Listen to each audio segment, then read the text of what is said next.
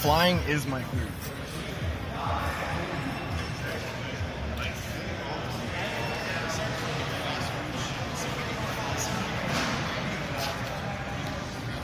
So I got to the airport early, and I just wanted to make a little video explaining my experience at the event and what I learned, which I kind of learned a lot. First and foremost, the event was great, and I've been to a couple of events which TV is involved, and TV was involved with this event, and I had never seen an event run so smoothly and finish on time. None of the pilots thought that we would be finishing on time, but they did an incredible job getting everything through and making it actually run smoothly and finish on time. So major props, major kudos to the people that organized the event. It was an awesome event. It was a really awesome event because of how well organized it was, and the setup was great. Everything about it was really, really well done. I don't think any of the pilots expected the production level and how well it was going to be organized when we finally got there. All of us thought it was going to be a mess and not going to work out because of how crunched the time schedule was, but it worked out great. So next, I wanted to say that meeting the group of pilots that I met was like a surreal experience. I all of a sudden was in a group of people that all spoke the exact same language as I spoke. They are more technical than I ever have been about the sport and ever have been about this stuff. So it was amazing to talk to this group of pilots and just hear what they had to say and learn from them, because all of them have their own concept of racing, have developed their own way of doing everything. And I'm going to really quickly run down all these quads and tell you about what the experiences I've had with all of them. I clearly did not do very well at the event. I'm not a very good racer, and this is my first time I was actually in like a live, loud event racing, so it was just a unique experience in general. I think if my stuff was running properly, I would have done a better job, but probably not, because everybody there had drastically more experience than I did. So I was just happy to be grouped with with a group of pilots that were so good at what they do. Anyways, let's go through the group. This one is using the old Pyro 2150 kV motor. Very old motors. I think they're like 2 or 3 year old motors now, and it's my slowest quad. And I was actually racing this one this morning because I was racing with a San Francisco group of pilots that they had set up like a low speed track. Really, it wasn't really high speed, so this one is slow, so it's better at going very slow. It's a good quad. It's fine. It's a nice little beater. This one, I clearly broke an arm, but that was today. But these are prototype arms, so I've already made that area thicker. These motors are incredible on 6-inch and 4S. This is kind of like a little secret. 6-inch and 4S. The 2522 is incredible on 6-inch and 4S, and the GemFan 5152 on 4S and 5S, particularly 5S. The GemFan 5152 on the Hyperlight 2307 2522 kV on 5S is bonkers. It's perfect. It's how I want every single quad to fly. That's a little secret there. In general, about this motor, you're not going to feel a huge difference between a 2207 and the 2206, 2307 and the 2207, because you're hitting like the diminishing returns level, where 2207 really makes most advantage of the 4S battery. When you move to 5S, then the 2307 starts to wake up. But at 2522 kV, you're probably not going to feel that big of a difference. If you're going to run 5-inch on these motors or just 4S, I would recommend the 2722 kV. And I know that sounds like a lot, but if you just put a basic 5x4x3 or the 5x4.3 V1S by 3 prop on there, it's going to be just fine. You can get 2 minutes on it if you don't punch it like crazy all the time. In fact, if you're not punching it, the motor will be more efficient than a smaller motor because of how big the stator is. The motor doesn't even get warm. Even on 5S, it doesn't even begin to get warm, so it's not an issue at all. These two quads are running prototype 2750 kV motors from a long time ago, 2306 2750 kV motors. They don't have the strongest magnets. They're not weak, but they're not strong. They're claimed to be SH40 and 42 magnets or whatever. So they say on their N45 SH magnets. So they don't quite have the same punch, but because they're higher kV, these two were my fastest setups. The higher kV does make a difference, even on 4S, which is what we ended up running. It does make a significant difference. You do definitely feel like you're going a lot faster, but they don't have the punch to build up to speed.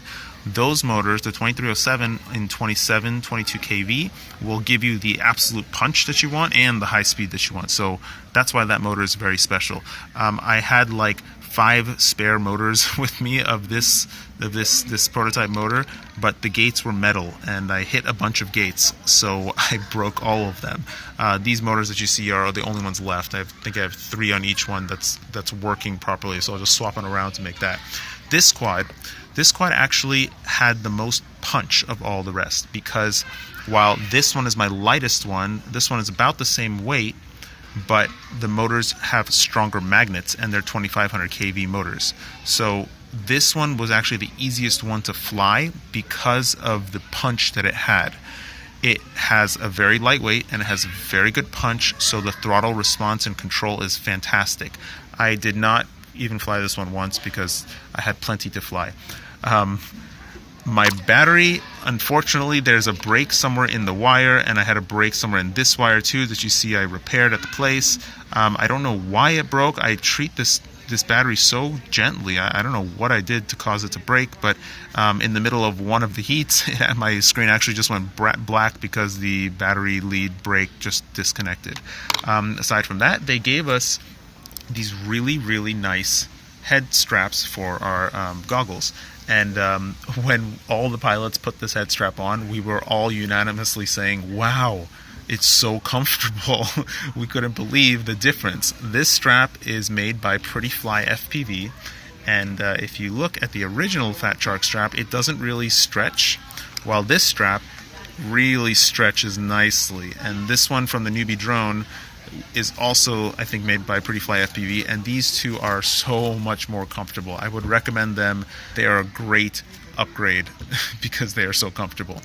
Most of the time I was running the Doll 5x4x3 V2 prop, but in the last run I switched to the 4.3 V1S because it does have more punch than the 5x4x3, and it's a much easier prop to spin. It's a much more efficient prop, so you get a much higher top speed, and you have more punch. The problem is that the control is a little bit weird. You have to get used to the way the prop controls. When you're racing and going full speed, it's fine, but when you let off the gas and you kind of go from low throttle to mid throttle, it's kind of springy and the throttle feels mushy and a little unresponsive, as I've said in the past. And yeah, that's that.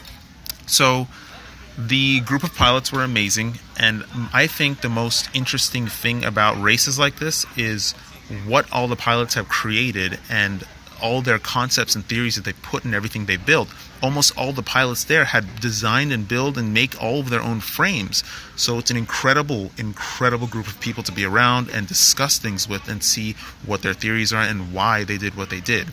And I was going to go through and interview every single pilot at the event, but unfortunately there's a lot going on at the event and everybody's kind of rushing around fixing things, charging batteries and getting everything ready, so I didn't really have time to get around to interviewing everybody. I did interview a couple of people, and what I found was, which was most interesting, was that most of the pilots there were running a battery on top or middle, just not underneath, and they all pretty much agree that having a battery on top is just much better control. Just much better control. Much better control. So that's why all my frames now have batteries on top, and I made that switch a couple of months back when I started running this prototype frame, and it's really made a big difference.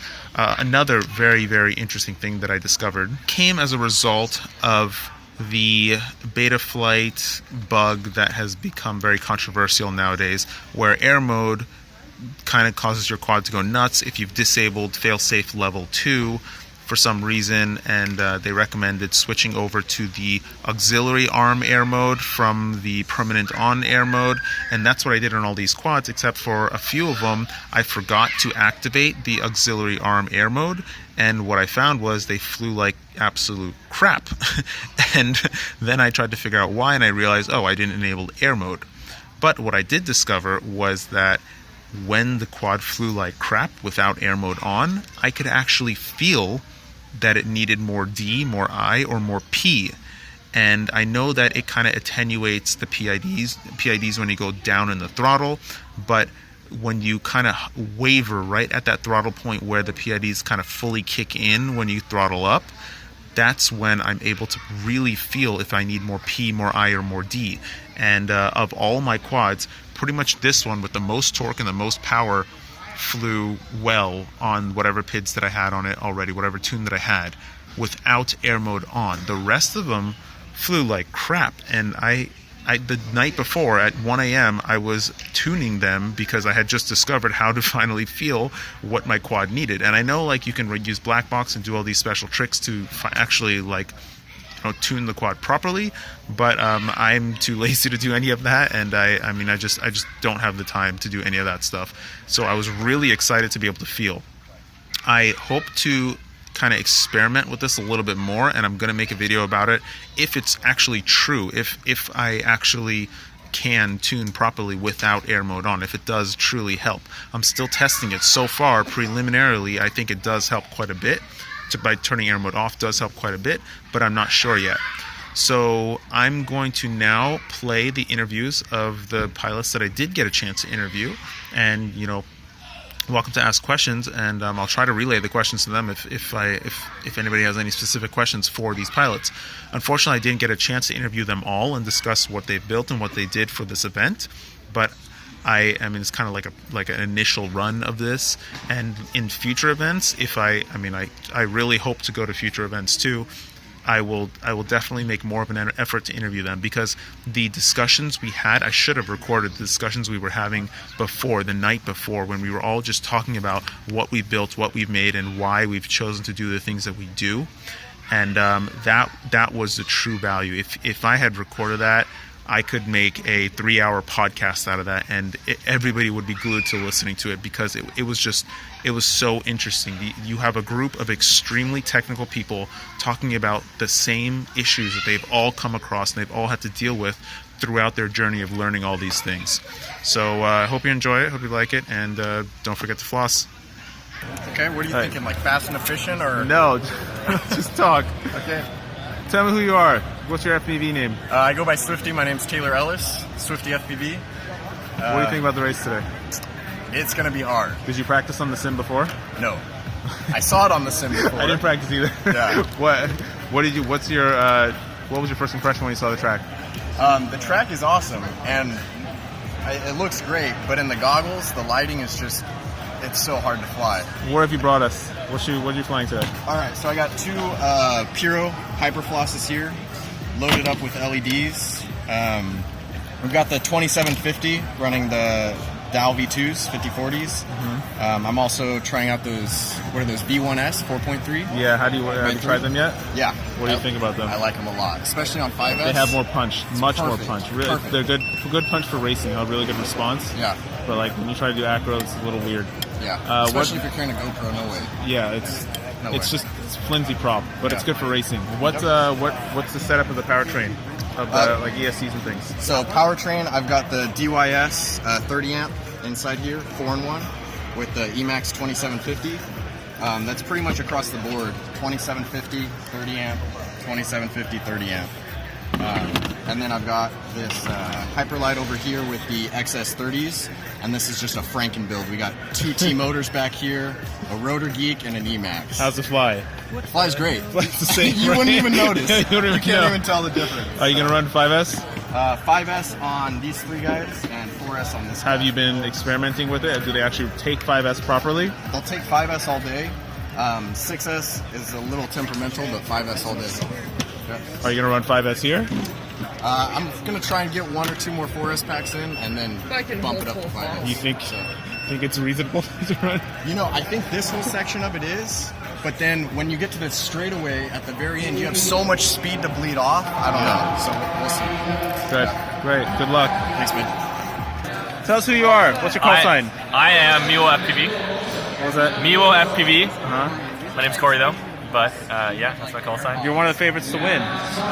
They say. We'll see. I don't know. What do you have today? What are you running? I am running 2 different setups. We're going to see which one's faster. A kind of classic setup, but just a really lightweight version with it, which is just a 4S, 200 grams without battery, and a 5-inch props. 200 grams of that battery. Which 205 motors? without props, obviously. What motors?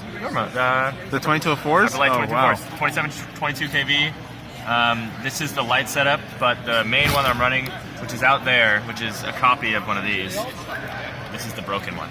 But same frame, 5S battery, running F40 Pros on the 5S one. I just took my 4S rig. My logic is that even in the simplest course, flying something you're not familiar with will make you crash. And this is a single elimination. Yeah. One lap. If you can't fly consistent, you can't win. Right. Yeah, so just fly what you know. I stuck with simple, yeah. Were you surprised to see the course? I saw it in the sim. Flew it once or twice. I was happy when I flew it in the sim because I thought it was just going to be a full throttle, like super simple. This one actually has some element of the best pilot does have a huge advantage, which is good. You want that in racing. You want the best pilot having a big advantage. But there still is, top speed is going to matter. So what do you think of that new battery? This square one. I don't know why not everybody does this. There's no reason to have goofy, awkward-looking long batteries. It's perfect. Yeah. It's perfect for people that have those sideways frames. And then you can actually do top-mounted battery with a GoPro. Yeah, on like a reasonable quad. Yeah, not a fucking alien. That's gigantic. An amazing development in battery technology. So Make it weird. A cube. Drawing a square. Very difficult. Okay, well, good luck. Yeah, thank you. First, tell us your name. Hi, I'm Jeff, Cali Drone, SoCal, HB, Predator Racing Pods, AC Batteries, and Tilt Squad. Today's crazy. Hit the gate, first crash, first round, and then this round, I launched and one of the props just exploded off the nut. Wow. I didn't even get an opportunity to fly yet. Yeah, same like me and one other person. Yours went straight into the thing. Yeah, I know. I I thought the ground was like the way I was supposed to fly. No, I know. I think we need to adjust our cameras then. It's the launch pad, the 30-degree launch pad. It screws you up. I'm We're used to that bump in the front. Yeah, so it's more flat. Yeah, I've been practicing flat launches. Yeah. What are you running? I'm running a 5S today. Whoa. With 2506 2600. I was 5040. I had duals. Now I'm at 5045, so they don't break when I punch out. You're probably one of the only people running 5S. Yeah, but when I go through the under, I tried 4S and I sagged too much. So on the 5S, I was like, and I didn't hit the net. So that was the key to that one. Did you do anything special for this race? Just built this thing specifically for it. Let's make sure your arms.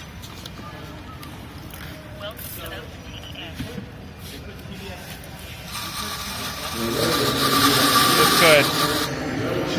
She's amped. Oh, it's 5S, that's why. Yeah. What's up, Bob? What's your name? Levi. Leviathan. Call sign. Leviathan. Great. I can see your so hands. far, so good? Your hands are still shaking. Dude, oh my gosh. That was freaking more intense than I thought it was going to be. I was tempted and shit about this at first, and now I'm like, no, this is fun as can be. What are you flying? My frame, the Leviathan. Very nice. Not out yet, but Banggood will probably release it before me. What motors? The LD Power 2307 3000 kV on 4-cell. 3,000 kV. Yeah. Have you tested the lower kV? Yeah. Oh yeah. Do you prefer the 3,000? For this? Sure. In general, do you prefer? How come? Because it's hard on your batteries. Is it? Yeah. But you do get a game. Do you think that? Yeah, you do get a game, right? Do you think that if you didn't punch it as much and you were smoother on the throttle, you think 3,000 is sustainable? Yeah. Oh yeah. So, would you think that if ESC code had like launch control built into it, so it couldn't dish out the amps as fast, would it work out? I think the EL Heli 32 is supposed to have a limiter, right? An amp limiter. Yeah. So I think as long as you do that and you can set it yourself, then they'd be great. Because then you can, if you have the motor on there and you could go for this type of race where you're going to need it all, yeah, you can go and turn it up and say, I don't give a shit. And then if you don't want to do that in a race, you can turn it down and still use the same motor. But the throttle responsiveness is smooth all the way throughout. Do you feel a difference in handling with 3,000 kV versus the slower? I'll be honest, I haven't flown it enough. This is probably battery 10, so I can't say that accurately. You built it specifically for this race? I was told to test them, and I thought they'd be good for this race, so yeah, in essence, I did. Good. Sounds good. Cool. Good luck. All right, thanks. Hey, Time. Jonathan Rincon, Shabin FPV. What are you flying? I'm flying the Horse Drones RR5. Whoa, what motors are those? Horse 2205, 3000 kV. 3,000, another 3,000 kV. Well, actually, not 2205, 2506. 2506 3000 kV. That's the best race of the day. Yeah, we missed the best race so far. Did you build this specifically for the race? Yes, I did. Do you feel any difference with the 3000 kV versus lower kV? Yeah, a little bit on the top end. Top end, yeah, The definitely. low end is lax. Really less. If I had a lower KV, it'd feel better on the low end. Like on the low end, I feel like there's nothing really there. Even on a 2506. Well, it's there, but it's not compared to like the 2600 and 2506. Interesting. Yeah. Do you feel a control difference Yeah. in handling? With which one do you prefer? I actually prefer the 2600 KV. Really? Yeah. The Overall, 3000 you is just a think that. little nutty. So it's just, you feel like it's just over the hump of just too Yes. much kV for Yeah, you got to be on the top of the stick to really benefit from it. You know what I mean? 4S or 5S? I'm running 5S on this right now. 5S too? Yeah, I tried 4S and it actually didn't have enough. It felt slow. Whoa. It felt slower than my. A little dangerous action. My 2600 kV version on 4S. Wow. Yeah, it was very weird. That is very not weird. expecting that at all. 5S will completely woke it up. Amazing. That's really interesting. I actually, when I was flying the track the last time before I crashed, I felt like I needed a little bit more power. Like I felt like I was topped out. Yeah. But What motor refund? some prototype motors, 2306 prototype, 2750 kV though, high kV prototype motors. Anyways, good luck. Thank you. Rich, what's your name? What's my real name?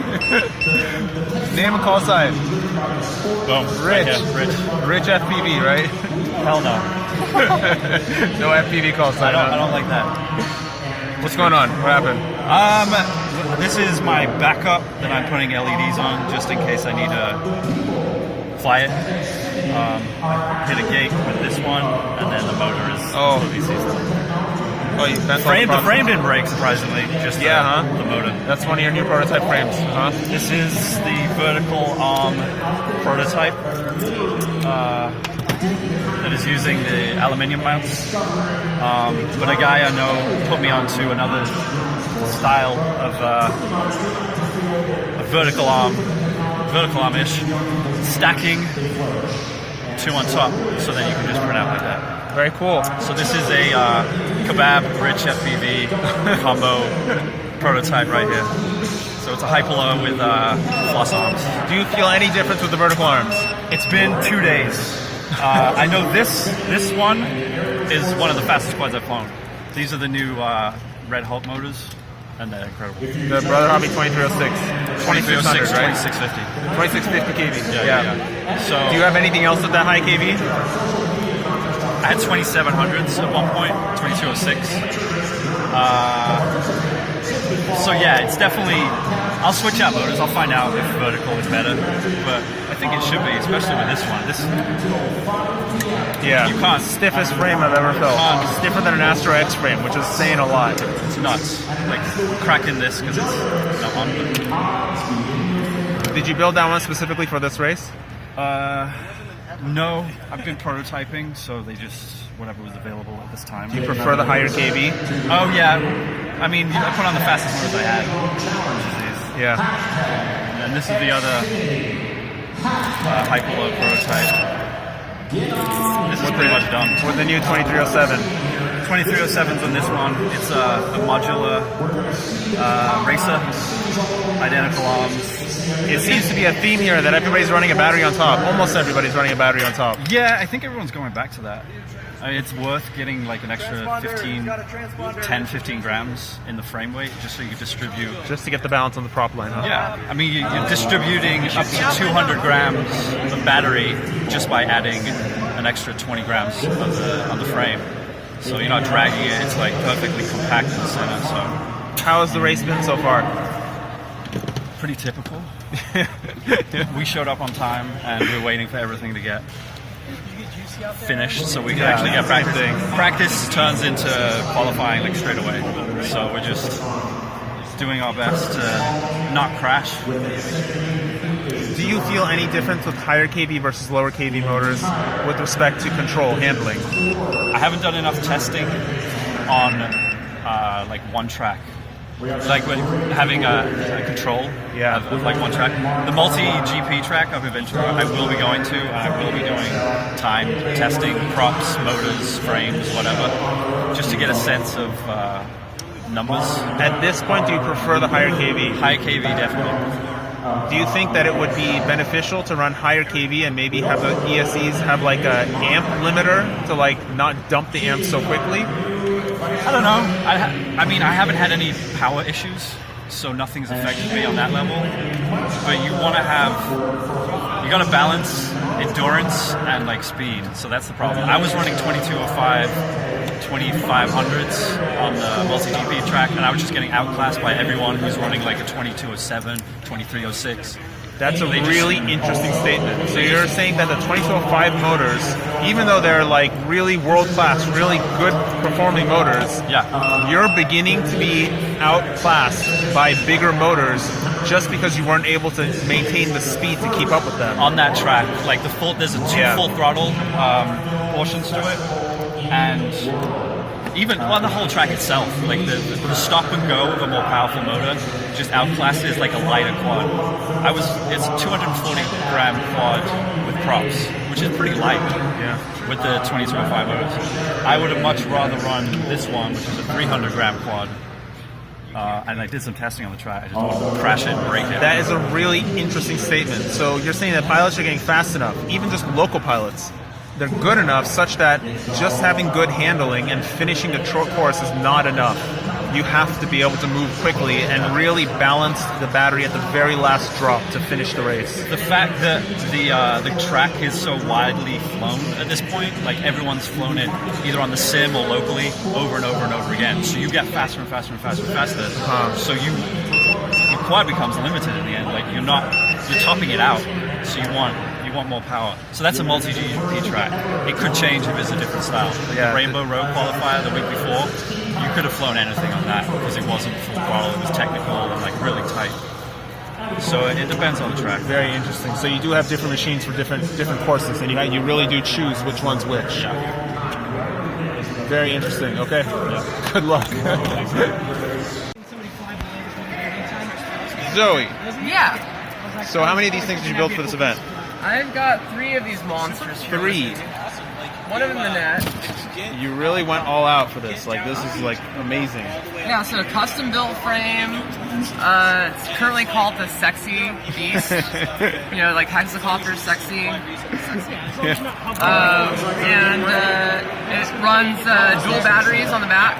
So it has connection for dual batteries. 5S? Right now I've got 6S on it. It'll do up to 8S. So, a single 6S? Single 6S or dual 6S or 2 4-cell batteries with a Which do you prefer the most? I haven't flown it enough to know. Yeah. Like that's the thing. Like this is actually the first day I've flown this machine. What is it? Does it feel any different than a quad? Better.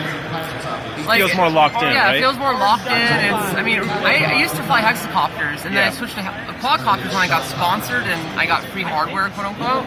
And I missed the feel of hexacopters, and I like it. It has a much more like secure feeling in the air. Yeah. You can really point it and shoot it where you want to go. Yeah. Unfortunately, it just is so complicated to maintain and build that nobody wants to do it. And it's also heavier. There's like a lot of reasons not to. Yeah. Same reason, like people don't like to do 3D.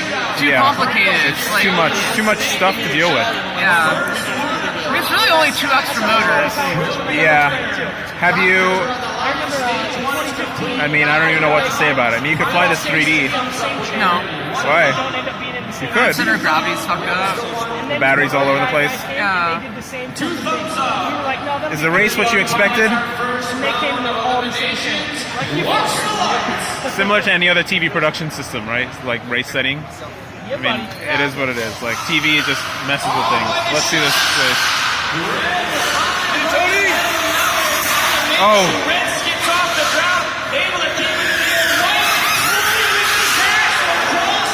Nope, just one.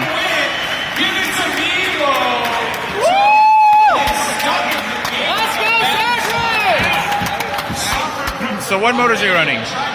On this one, I've got the Zoe 2207 2400 kVs. 2400? Pretty solid. Is it actually 2400 kV, or is it something weird like? No, it's. Okay. Have you tried higher kV motors? Oh yeah. Which ones do you prefer? I prefer about 2500 kV, 2400 kV on like 5-cell, 6-cell. I mean, there's a sweet spot where you have torque and top end speed, you know? I like freestyle, I like to have a poppy quad, but I still like to have that top end speed, so it's kind of hard, really hard to choose. Have you noticed any control difference between lower kV and higher kV? Oh yeah. What do you feel? The lower kV, especially on tighter courses, you have a bit more agility in corners. With the top end kV, it's a bit more wide open for that top end speed where you're not constantly changing your direction on your throttle. So for top end, I generally prefer like big open courses, but I am mostly tight and technical, so I tend to stay 2400 kV, less than that. You've made a lot of little small ones. Huh? You made a lot of little quads. All of a sudden, now you're building the massive monster. I started out building hexacopters. Yeah. But then you went tiny, and now you went big yet. Yeah, I was like, I need to go back to my roots. How many things do you build like a week? At least one or two. I mean, I'm on average building a couple of machines a week and repairing at least 4. Yeah. Endless repairs. So heavy. Have you flown with frames with batteries on bottom and top? Oh yeah. Which do you prefer? No. Neither. Neither one. Right in the middle. Like seriously, because like having your battery in that center of gravity makes a big difference. Yeah, really big difference, huh? In handling just the confidence you have blasting through gates, you can really punch it. Keep going. Oh, yeah, Have you noticed that? Do you think that battery underneath feels faster, or do you just get the perception that it's faster because it's more squirrely? I feel like it allows you to hit the top end of your throttle a little bit more and allow the normal inherent stability of the aircraft. Because it wants to stay upright. Yeah. Right. Yeah. So because the weight is behind it, it's always dragging the weight, so it's going to stay more upright in that like drag.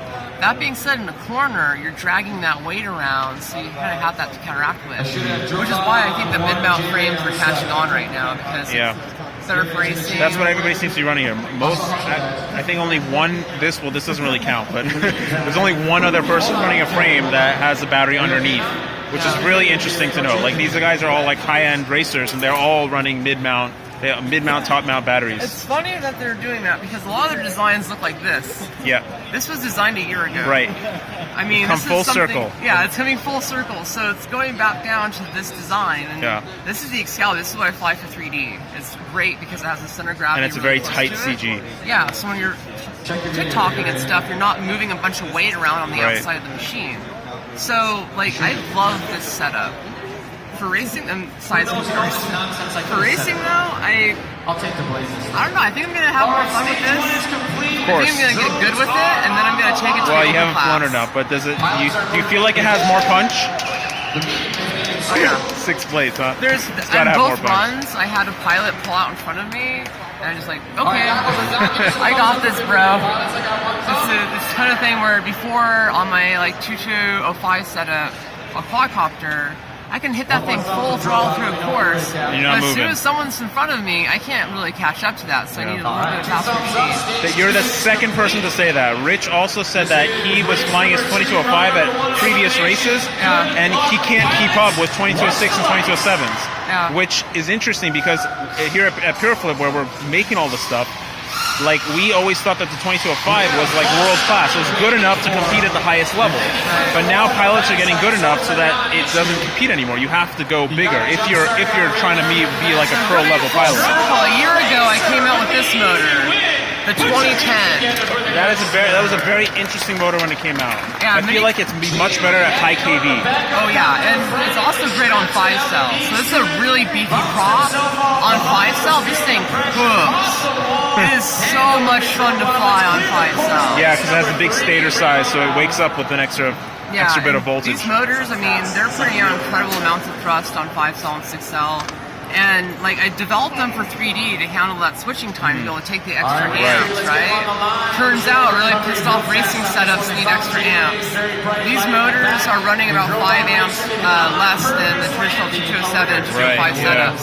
So you're having an overall more efficient setup running the 2010s. I mean, the extra 20 amps makes a big difference. It on does. your Huge, top end. huge difference. And it's just because the motor can actually convert all the power to thrust. So Right, it's you're not not generating, wasting no heat or anything. So I'm seeing more and more tall motors come out now, especially since pilots are starting to hit that top end range. I'm hoping these will finally catch on a little bit. I mean, Yeah, so you prefer the taller motor versus the wider motor? yeah, I love the torque on these. You have instant spin up, you don't have Yeah. any hesitation. My theory is that taller motors do better at high RPM, and the wider motors can manage the low RPM better, but once they get up to high RPM, they become kind of squirrely because they don't have the grab, they don't have the And actual that's power. kind at of the where top. this one comes. It's actually kind of square, really. Yeah. It's not really. It's kind of the same tall as it is wide. So it has the torque end and it has kind of the top end. It's a good size motor. I think it is a really good size motor. So I don't know. We'll see higher ones, taller motors for sure. I think this might be faster than Ken Liu's setup. I just wish I was fast as Ken Liu to actually race him. Exactly. He practices all day, every day. Dude, Ken is a monster now. He is as much as Sean Taylor. He is Oh yeah, amazing. I'd even say he's now inched ahead of it. I mean, It's hard thing to say because Sean Taylor being Sean Taylor. that elite I mean, league is beyond everybody. Like, you can't really compete with them. Geez, like it's cool though. I mean, Ken has been pushing really hard lately. He took part-time at Google. He went from like a lead team engineer to part-time work, so he could focus on racing drones. I did not know that. Yeah, it's pretty cool. So I mean, he went from like being a great pilot to being like legendary within that. Yeah, time frame. I've watched his progression. Yeah, that's what Amazing. happened. He Yeah. had more time to focus on this. Amazing. Yeah. Well, good luck. Thanks. Hope you don't break anything. I hope I do. So I built 3 of them.